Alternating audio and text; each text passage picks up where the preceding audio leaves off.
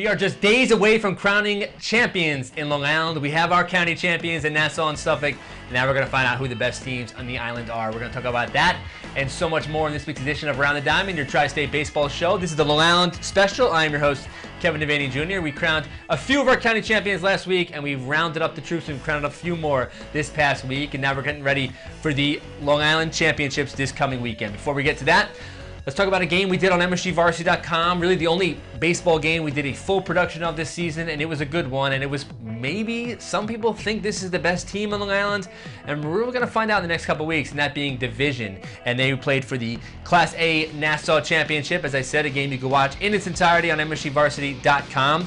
Division went out and won the first game of the best of three last week, beating North Shore 6-3, and then cruised to a 5-0 victory in this one. This one was scoreless through the first 3 innings. Division's Chris Riley and North Shore's Nick Daly squaring off, but then Riley getting things going. He pitched a shutout, 5 hits, 6 strikeouts, also did it with the bat. Tyler Eppel got the offense going in the 4th inning, drove in a couple runs. Riley an RBI on a two-run double in the 5th inning, and then an RBI in the 7th. Division knocking off North Shore, as I said, 5-0 to clinch a championship. Division's 13th Nassau County title, their first since 2011. They're going to move on to the Long Island Championships, as I've talked about so many times. First, we hear from Long Island's Nassau champions at Division. It just feels great to win, you know, to come out here, play every day, work really hard. It pays off. Chris, you really seem to be working really quickly and things going your way, certainly on the hill. What pitch-wise, what was going right, and how did you feel? Everything felt really good. My knuckle drop was getting over. I threw my fastball low, and my defense was there to help me out through the whole game. And we see right there, we see Chris Riley, the MVP, being interviewed by Dylan Butler, MSGVarsity.com reporter. Dylan also tweeted a very cool picture from that game of the Division mascot, I guess we can call it. It's one of the more interesting things. Check out Dylan Butler's Twitter page and see a picture of that Division mascot as Division now moves on to the LICs. Massapequa won last year's county championship in Nassau. They started the season 0-3, and they were pretty much written off. They brought back 10 players from that team, but then things got rolling in the middle of the year, and then things really got going in the postseason.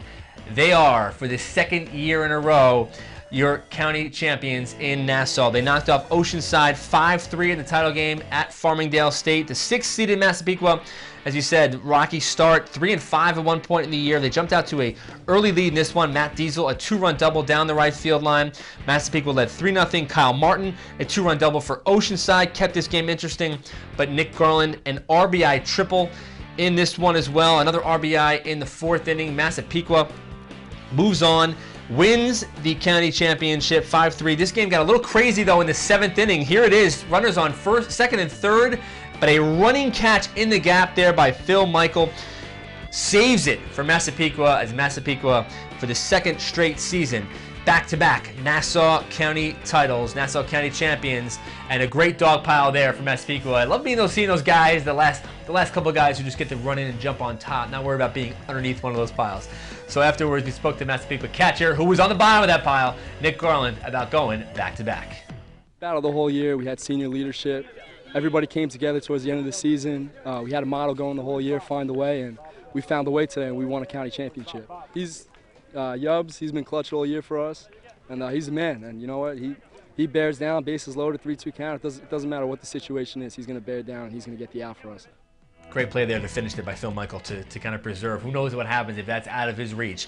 Makes a deep running catch in left center to preserve it, and a win for Massapequa. We talk about running catches, game-saving catches. Hills West did that in Game 1 of the Suffolk County Championship in Class AA, knocking off West Islip, forcing in the double elimination tournament, forcing a winner-take-all, and taking all would be West Islip. And you're only as good as your next starting pitcher, and James Corey has been so good all season long.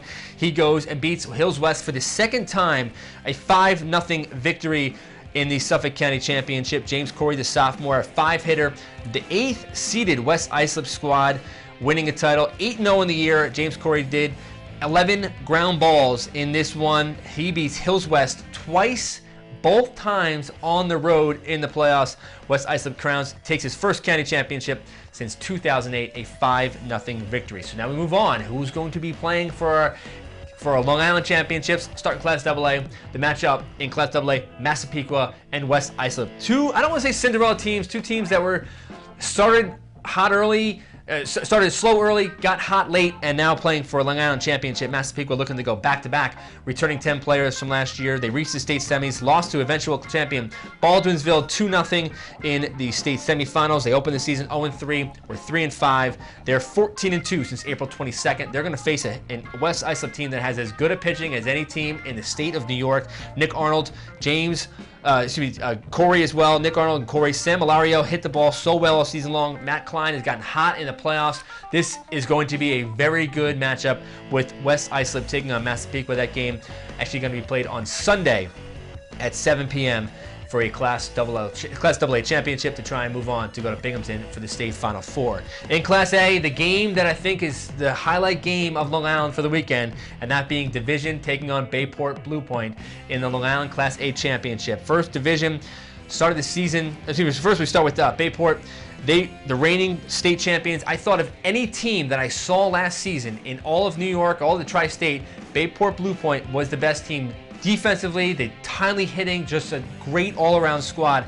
I think Bayport goes into this game an underdog in some ways to a division squad, though, that is now hot. They took down North Shore in the the Nassau County Championship. They're 24-2 on the season. They haven't lost since April 17th to Roslyn, a 3-2 loss that game was. They've allowed 3 runs or fewer in 22 of their 26 games. That is a staggering rate. Anthony Papa, Chris Riley, their 1-2 punch, as good as they come in Long Island.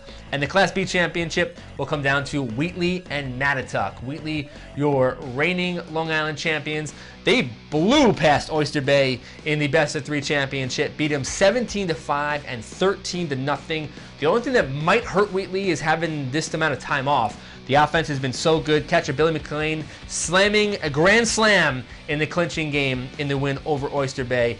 And they're likely going to have Matt Carney available to pitch in this one. They're facing a Mattituck team that's been gearing up for this run. Really, a lot of people thought they were shoo-in to win the Suffolk County Championship. Sedham Richards didn't let it be so easy.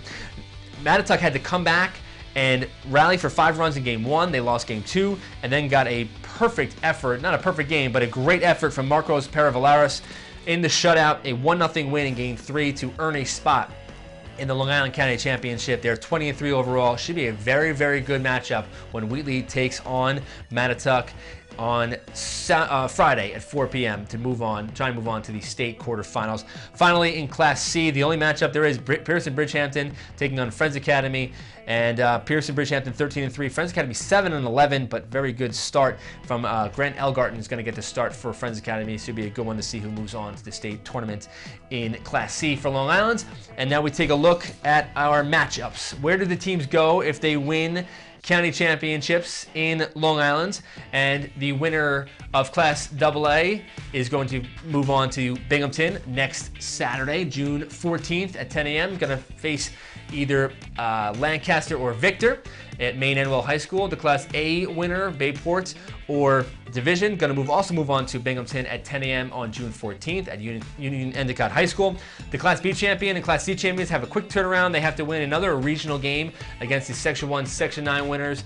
For Class B, they're going to face either Rhinebeck or Spackenkill on Saturday, and in Class C, either Chester or Haldane. And now on to our Tri-State Baseball poll, and a lot of the same from last week. A new number 1 will be crowned here in a couple moments, and a lot of new teams at the bottom of the poll. No surprises. It's been that way all season long, so we're going to jump right in to our number 20 team. Yes, not ranked last week, but a county champion for the second year in a row, that being Massapequa, winning a Nassau Class AA championship at 17-7. This is a team that started 0-3. They were 3-5 at one point, and they've been on an absolute tear since the middle of April, number 20. Our number 19 team is Mount Olive, your Group 3 semifinalists. They're going to take on Cranford on Tuesday to try and get to the next round of the state tournament. Number 18 from New York City, that being Malloy. They have earned a spot in Friday's Catholic Championship from the winner's bracket in the double elimination tournament. They're going to take on either St. Xaverian or St. Joe's by the Sea. Only have to win one of those games to be crowned Catholic League champions. They've been the best team in the Catholic League all season long. Number 17, Bayport Blue Point, Suffolk Class A champions for the second year in a row, knocking off Shore and Wading River. They're going to play for a Long Island championship. Actually, last year's Class A state champions. The best team I saw all of last year is Bayport Blue Point, and they are now 3 wins away from a state title for the second straight season. And I'm going to get through this. Hunterdon Central is your number 16 team from New Jersey, 21-4. Their season is over. They lost in the early rounds of the New Jersey State Tournament. Now to the next page. Our number 15 team is Hamilton. They won a Central Group 3 title, knocking off Wall in the semifinals and Steiners in the championship. They enter our poll for the first time. Our number 14 team, a team that lost in the Catholic Championship for Nassau and Suffolk, that being Chaminade. They're our number 14 team. At 13, Fairfield Prep, a little of a late season stumble for them. 18-4, lost to Xavier in the SCC Championship.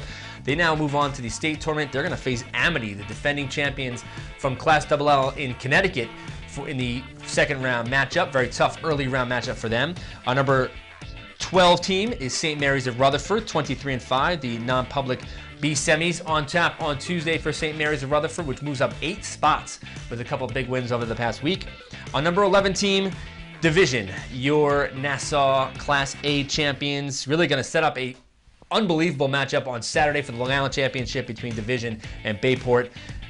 That game, again, is on Saturday for the right to go to Binghamton in the state tournament in New York State. I think Division and Bayport might be the game of the weekend. I was talking to my guy, Eddie Margulies, our producer here at MSG Varsity. He says that's the game I'm looking most forward to of all in the LICs. Now our top 10 teams, and we'll start with number 10, and that being your Long Island Catholic champions, St. John the Baptist. Their season is over at 23-5. Our number 9 team is our Suffolk Class AA champions from Long Island, and that being West Islip at 20-5, moving up 2 spots. Your Section 1 Class AA champs, Ketchum, is our number 8 team, moving up 1 spot. Terrific performance by them to beat Arlington in the semifinals and then Fox Lane in the Section 1 championship. They move on to the state tournament this Friday as well. Our number 7 team, they spent most of the year, is our number 1 team, and that being Seton Hall Prep. Their season is over at 25-3. Number 6 is Westfield from New Jersey, 20-4 overall. Now we flip the page and go to our top 5 teams in the Tri-State, getting closer to crowning our new number 1. And we'll go to first. We'll start with number 5, last week's number 1 team, Don Bosco, 19-9, no shame. Their season ending on a loss in the non-public playoffs in North Jersey Class A, and that being to Bergen Catholic. They're the number 5 team is Don Bosco. Number 4, Poly Prep, your New York State Independent School champions at 21-3, 4th year in a row. They win that title. They stay at the number 4 spot. Number 3, Bergen Catholic, coming off that big win over Don Bosco, the rivals. They're moving closer to a state championship, moving up 2 spots, 21-4 overall. Our number 2 team, the team that Don Bosco is Bergen Catholic is going to face in the state playoffs, that being St. Joe's Regional, 23-5. And our new number 1 team, Roxbury, they're Group 4 contenders. They're in the state semifinals, moving up that 1 spot to 24-7. The first public school team we've had in our number 1 spot in the poll. Roxbury has certainly earned it. And we are moving on now. Is Roxbury going to stay our number 1 team in the Tri-State to the end? It's going to be tough for them. They have 2 games left to win a New Jersey State title. I want to thank everyone for tuning in this week's show. I want to thank the guys in the control room, thank our producers, and thank you as well. We'll see you next week on Around the Diamond, our MSG Varsity Tri-State Baseball show, getting closer to the state finals.